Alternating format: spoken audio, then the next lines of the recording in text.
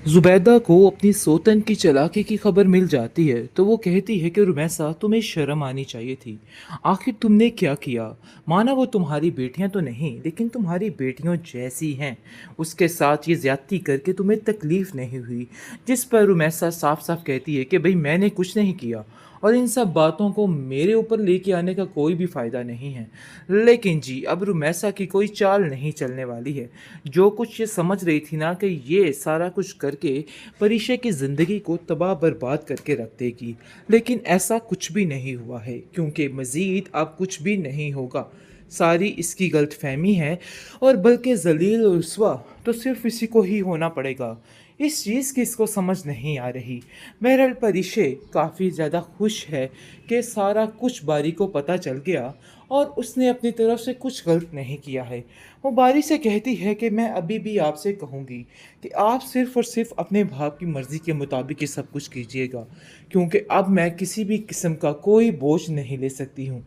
जिस पर वो उसको साफ मना कर देता है और कहता है कि तुम्हारा दिमाग ख़राब हो गया है, तुम क्यों इस तरह की बातें कर रही हो? रुमैसा भी ये सारा मामला देख के चीखने चिल्लाने लग जाती है और कहती है कि शर्म नहीं आ रही तुम्हें बाप की इज्जत को इस तरीके से नीलाम करते हुए? आखिर ये सब कुछ क्या है? आलम देखिए आप कि किस तरीके से आपकी बेटी ये तमाशे करने की कोशिश कर रही है। मुझे तो समझ नहीं आ रही कि आखिर ये लड़की चाहती क्या है? जिस पर उसका बाप कहता है कि ये तुम्हारा मसला नहीं, ये हमारे घर का मामला है, मैं खुद इस मसले को निपटूंगा। अगर तुमने कभी अपने बेटों के मामले में किसी को नहीं बोलने दिया ना, तो मेरी बेटियों के मामले में भी कभी मत बोलना। मतलब ये है कि आलिम का दिमाग पूरे तरीके से ठीक हो चुका है और उसको समझ आ गई है कि नहीं भाई, अब जो कुछ करना है ना उसको सोच समझ के करना है और अपनी बेटियों का साथ देना है। इसी में ही भलाई है। इसलिए वो परिशे को कहता है कि परिशे, तुम्हें जो सही लगेगा ना तुमने वही करना है। किसी से डरने की और धमकने की कोई ज़रूरत नहीं है। फिर ज़्यादा खुश हो जाएगी। उसको कहीं ना कहीं अंदाज़ा तो हो गया है। वो परिशे से साफ साफ कहती है कि बेटा, मुझे तो ऐसा लगता है कि जैसे बारी तुमसे बहुत ज़्यादा प्यार करता है, क्योंकि वो इस चीज़ का इजहार भी कर देने वाला है और कहने वाला है कि वो परिशे के साथ शादी करना चाहता है। लेकिन परिशे कहती है कि नहीं, मैं तुम्हारे घर वालों के खिलाफ जाके ये सारा मामला नहीं करना चाहती। बेहतरी और इज्जत इसी में है कि तुम अपने घर वाले को लेके आओ और फिर जाकर ये सारे मामलात को तय करो। इस तरह से हम लोग किसी की ज़िंदगी तबाह नहीं कर सकते। जिस पर वो परिशे को यकीन दिलाता है कि देखो, तुम्हें परेशान होने की कोई भी ज़रूरत नहीं है, सब कुछ ठीक हो जाएगा। ऐसा कुछ नहीं है, बल्कि सब राज़ी हो चुके हैं। बहुत ज़्यादा खुश हो जाती है अब जाकर ये औरत, उसकी माँ यानी कि, और कहती है ज़ुबैदा कि देखो बेटा, जो होता है ना बेहतरी के लिए होता है। एक दर बंद और 100 दर खुले। मैं कल इतनी परेशान थी कि आखिर ये सारा क्या मसला बन गया। लेकिन देखो जी, अल्लाह की करनी, सारे मामले सुधर गए और सब कुछ ठीक हो गया। मुझे तो समझ नहीं आ रही कि आखिर ये मामले बदले कैसे हैं। देखो, बारी को इनकार किसी हाल में नहीं करना है। मतलब ये है कि साफ-साफ हमें इस बात को अब मानना है कि बारी वाक़ई में इस घर के लिए बेहतरीन लड़का है और तुम्हें भी अब इस बात को समझना होगा। वरना ऐसा ना हो कि मामला ख़राब और संगीन हो जाए। तो मैं यही कहने की कोशिश कर रही हूँ कि देखो बेटा, अपने दिमाग को दुरुस्त करो और तुम जो कुछ मैं कहती हूँ ना, अब वैसा ही करती जाओ, क्योंकि ये चीज़ें तुम्हारे लिए बहुत ज़्यादा ज़रूरी हैं और तुम्हारा बारी के घर जाना ही ठीक है। अरे भई, जो बंदा घर आके इतनी मिन्नत तरले कर रहा है ना, आखिर उसमें कोई ना कोई वजह तो है ना भई। तुम्हें अब इस बात को समझना होगा। आखिर ये मामलात कब तक और कैसे चलेंगे? मुझे तो खुद इन सब चीज़ों की समझ नहीं आ रही। तुम अभी और इसी वक्त बारी को हाँ कर दो। मिनाल बहुत ज़्यादा खुश है कि उसके भाई बारी को एक नई ज़िंदगी मिल चुकी है और वो अपनी ज़िंदगी की तरफ वापस लौट चुका है। मिनाल उसको यकीन दिलाती है कि अब हम दोनों मिलके हर चीज़ को ठीक कर लेंगे। हम दोनों परिशे के घर जाएंगे और सारा मामला सुधार लेंगे। और मज़े की बात यह है कि अब शेयान भी इस चीज़ के लिए मान चुका है, क्योंकि वो जानता है कि उसने अपने बेटे के साथ क्या कुछ किया और उसकी जो हालत हुई थी उसका ज़िम्मेदार सिर्फ़ और सिर्फ़ वो ही था। अब जाकर उसे इस चीज़ का अंदाज़ा हो जाता है और वो कहता है, बारी देखो, मैं खुद तुम्हारे साथ शेयान के घर चलूँ, उसके घर चलूँगा, परिशे के घर, और जाकर उससे माफ़ी माँगूँगा।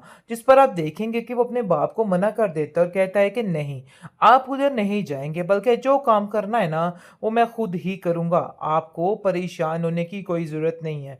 मतलब ये है कि साफ-साफ इनकार कर दिया है उसने और कह दिया है कि नहीं भई, मुझे किसी से कोई गर्ज़ नहीं है। मैं जो करूँगा अपनी मर्ज़ी करूँगा। दूसरी तरफ परिचय के घर पहुँच जाता है अब जाकर बारी, और बारी को देख के काफ़ी हैरान होती है और कहती है कि आखिर ये सब कुछ कैसे हो गया? तुम यहाँ पे कैसे? जिसको सुनकर वो हैरान हो जाता है और कहता है कि बस देखो, तुमने भी मुझे दिल से नहीं निकाला था, जिसकी वजह से मैं आज यहाँ पे पहुँच गया। बहरहाल जी, परिशे काफ़ी हैरान और काफ़ी परेशान है कि आखिर ये सब कुछ कैसे हो सकता है, और उसको अपनी सारी आप बीती सुनाती है। जिस पर वो कहता है कि मुझे सब पता चल चुका है और मुझे हैरत इस बात की है कि तुमने अपना घर बसाने की खातिर दूसरों की ज़िंदगी को अज़ाब नहीं बनाया, बल्कि सारा कुछ अपने आप पे बर्दाश्त करती चली गई और दूसरों की ज़िंदगी को सुकून देती गई। ये बातें सुनकर बारी काफ़ी हैरान होता है और कहता है कि नहीं, तुम्हें अपने हक में बोलना चाहिए था और सबको बताना चाहिए था कि वाक़ई में तुम ठीक हो। और आगे से आप देखेंगे कि परिशय कहती है कि मैं इस चीज़ की कायल नहीं हूँ, चाहे जो मर्ज़ी हो जाए। अब मुझे वही करना है जो मुझे करना है। बहरहाल काफ़ी ज़्यादा परिशय हैरान और परेशान है। ये सारी परेशानी का सबब उसकी माँ पूछेगी और बारी से मिलके काफ़ी ज़्यादा खुश हो जाएगी।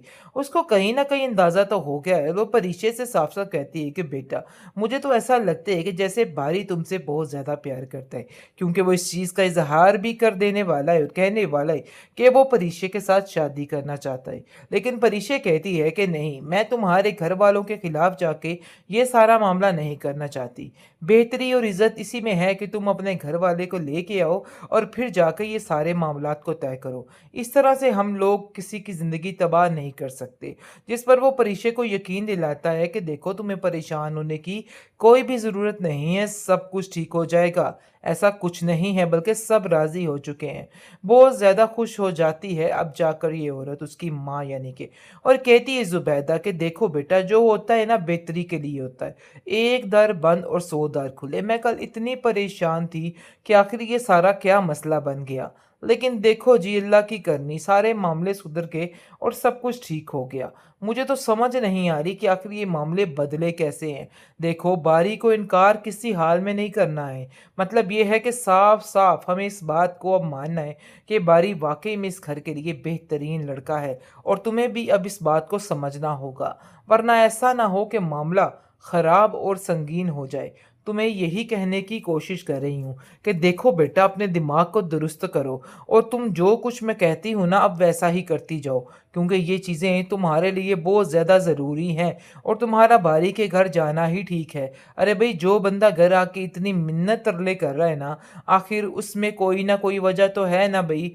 तुम्हें अब इस बात को समझना होगा। आखिर ये मामलात कब तक और कैसे चलेंगे? मुझे तो खुद इन सब चीज़ों की समझ नहीं आ रही। तुम अभी और इसी वक़्त बारी को हाँ कर दो।